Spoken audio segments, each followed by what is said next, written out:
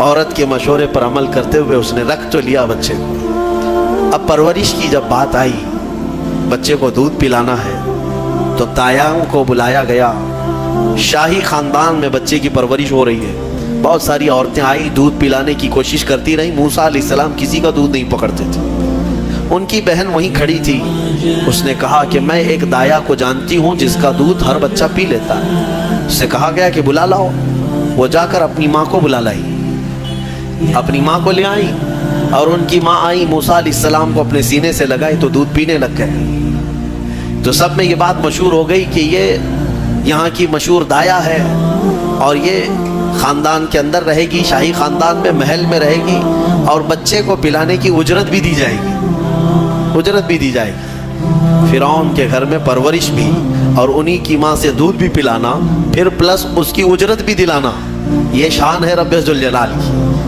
وہ جہاں چاہے جیسے چاہے پرورش فرمائے، حق کی حفاظت کرنا یہ مولا کی شان ہے۔ خیر، موسیٰ علیہ السلام فرعون کے گھر میں پرورش پاتے رہے۔ جب آپ کی عمر 2 سال کے قریب کی ہوئی، فرعون اور اس کی بیوی بیٹھے ہوئے تھے۔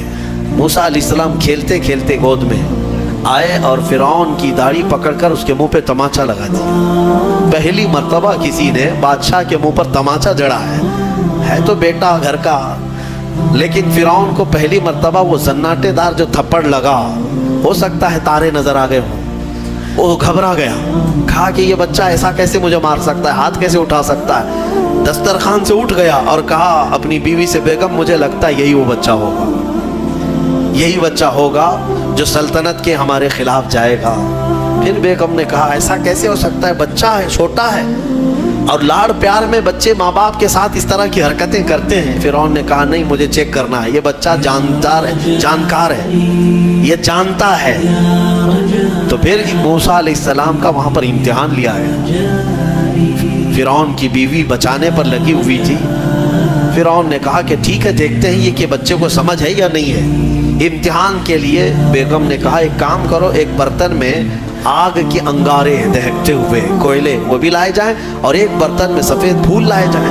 اگر بچہ عقل مند ہوگا تو پھولوں کو پکڑے گا، نہیں تو پھر یہ لال چیز کی طرف بچوں کا ہاتھ زیادہ جاتا ہے، آگ دیکھے گا۔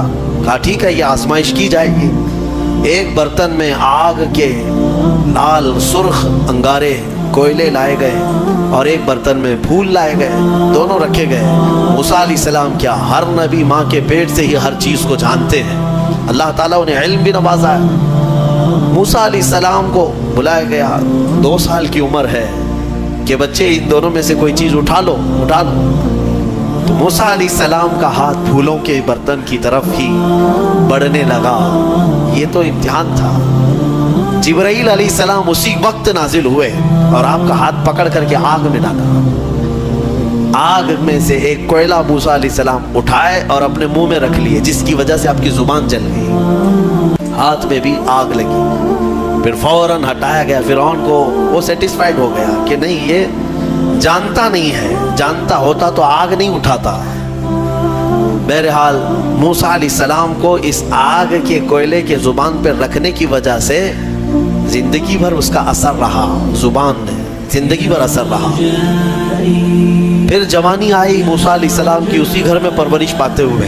پھر آپ وہاں سے نکلے اور آپ کی ماں نے آپ کو ساری چیزیں بتا دی کہ ہم بنی اسرائیل سے ہیں، نبیوں کا خاندان ہے، اللہ تبارک و تعالیٰ کی عبادت پر ہم ہیں، اور فرعون ظالم ہے اور وہ اپنی پرستش کرواتا ہے، اپنی عبادت کرواتا ہے، لہذا ہم فرعون کے خاندان سے نہیں ہیں۔